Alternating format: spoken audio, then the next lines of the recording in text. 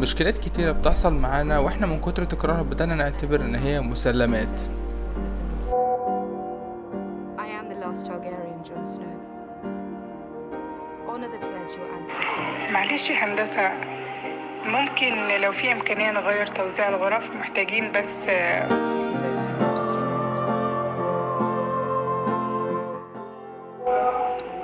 يا هندسة غرفة الضيوف مفتوحة بشكل كبير، ممكن يبقى ليها مدخل.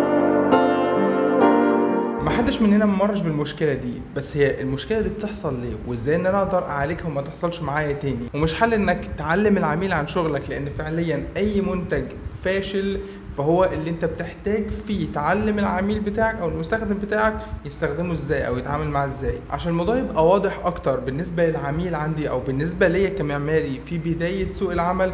تعالوا نشوف هو العميل الاول لينا كان مين وكانت ايه مواصفاته. العميل الاول هو الدكتور بتاعي في الكلية، ده اول واحد انت بتعمل مشروع وبتروح تسلمه له، والعميل ده بيبقى عارف كل مراحل المشروع وبيبقى عارف ايه كم المعلومات بالظبط المطلوبه في كل مرحله، وبيبقى عارف الخطوه اللي انت سبتها وقلت محدش هياخد باله، او بيبقى برضو عارف لو انت اجتهدت من نفسك وزودت خطوه زياده او مشيت شويه زياده. فده عميل عارف كويس جدا المنتج اللي هو بيدور عليه. لكن فعليا في سوق العمل العميل اللي انت بتتعامل معاه ما عندوش درايه كافيه بمجال الهندسه المعماريه، وما يعرفش هي ايه المعلومات اللي ممكن تكون مش موجوده في الشغل، ودرجه تاثير المعلومات دي على البيت بتاعه على المشروع بتاعه هتبقى ايه، لان مفيش تجربه تكراريه مع مجال الهندسه المعماريه. السؤال هنا ابدا ازاي اتعامل مع العميل عشان يبدا يدرك المشروع ويفهم المشروع ده كويس ويتبني عنده ثقة كافية في المشروع ده. أول وسيلة بالنسبة لي وهي الفيديوهات، بس دي خليها نتكلم عنها في وقت تاني، ده حل بالنسبة لي أنا، لكن اللي احنا هنتكلم عنه النهاردة هو المحتوى الفعلي عن المشروع أو عن التصميم. أي مشروع بيجيني بقسمه على 3 مراحل أو 3 مقابلات بمعنى أصح. المرحلة الأولى أو المقابلة الأولى دي اللي بتكون بعد إن أنا رفعت المقاسات وعينت الموقع والكلام ده كله. لو المشروع بتاعي مثلا قطعة أرض فأنا ببقى معايا 3 بدائل للمسقط الأفقي للدور الأرضي، ولو في بدروم الدور العلوي. وفعليا ال3 نماذج اللي أنا بستخدمهم في المقابلة الأولى تقريبا ودايما ال3 ما بستخدمهمش نهائي علشان أوصل للمرحلة اللي بعدها أو المقابلة اللي بعدها. طيب إيه لازمتهم؟ هل ده تعب زيادة؟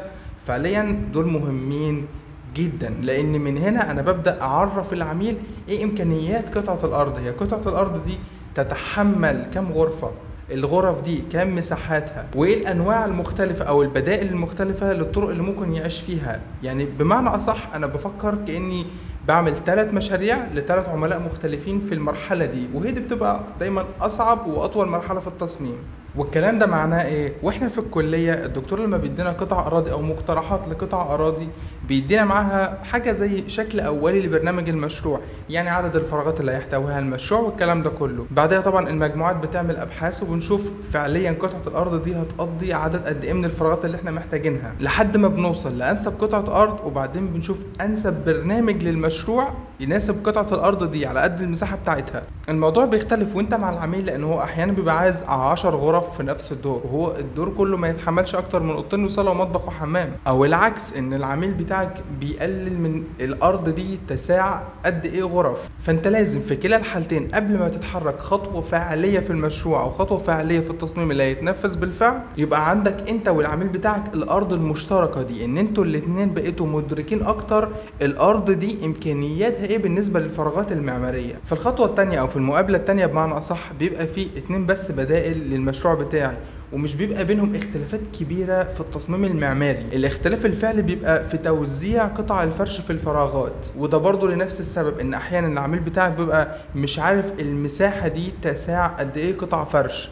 في الخطوة الثالثة أو المقابلة الثالثة بيكون في مقترح الإنشائي. خلاص المعماري خلص معايا المسقط الأفقي النهائي اللي رسيت عليه واللي بالفعل هيتنفذ هو اللي موجود على اللوحات بتاعتي، ومعايا مقترح الإنشائي وطبعا المناسيب بتاعة الأدوار والمعلومات اللازمة عشان خاطر المشروع يتنفذ بالفعل. بعد كل الكلام ده هو إيه لازمة أصلا كل الكلام ده؟ وليه أنا عامل كل الشغل الزيادة ده؟ ما هي من أول مرة نطلع بالمسقط وخلاص. السبب بالنسبة لي بسيط جدا، وهو اللي بيرد على التساؤل اللي قلناه في البداية، وهي إني أبني ثقة عند العميل ده أو عند المالك ده في التصميم اللي احنا عملناه. هو ايه المشاكل اللي كانت عندي من البداية؟ نراجع تاني ان العميل احيانا بيغير في التصميم او بيبقى عايز يغير في التصميم ده كمان ممكن قبل ما يسكن بحاجات بسيطة جدا. واحنا عندنا هنا في مصر كل الناس بتفهم في كل حاجة، وكل الناس محضرة دكتوراه في كل المجالات تقريبا. فانا ازاي هخلي العميل بتاعي يجاوب نفس الإجابة اللي أنا هجاوبها لو أنا مثلا مش موجود في مكان معين أو مش موجود في مرحلة معينة؟ وكلنا عندنا العميل اللي دايما فيه ابن خالي لسه يا دوب متعرف عليه من أسبوعين، هو ما كانش عارف إن هو موجود أصلا، جاي من الخليج، كان في هندسة اتصالات، وجاي بيقول له هو السقف ده واقف ليه على أعمدة؟ المفروض يبقى فيه مجال الكهرومغناطيسي بيخلي السقف مرفوع وحاجات جو سبيستون كده.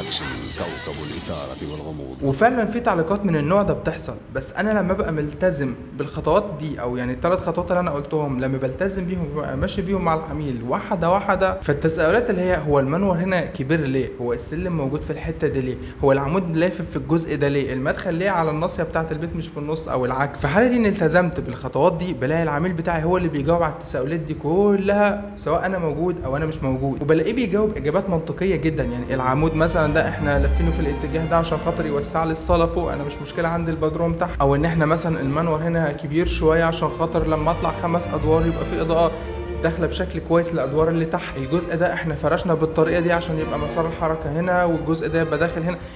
بلاقيه هو اللي بيجاوب عن كل حاجه تقريبا، وانا سواء موجود او مش موجود. وده لانه وبشكل تلقائي جدا مع المراحل ال3 اللي احنا عدينا بيهم، العميل واحده واحده بيبدا يتعلم عن المشروع، بيبدا يعرف ان قطعه الارض دي فيها الامكانيه ان انت تعمل فيها كده، بس هيضرك في حاجه تاني بعدين، فاحنا خلاص مش هنعمل ده. الخطوات دي هو موجود فيها واحده واحده. لما انت بتحرك حته في التصميم هو بيبقى شايف انت حركت الجزء ده ليه.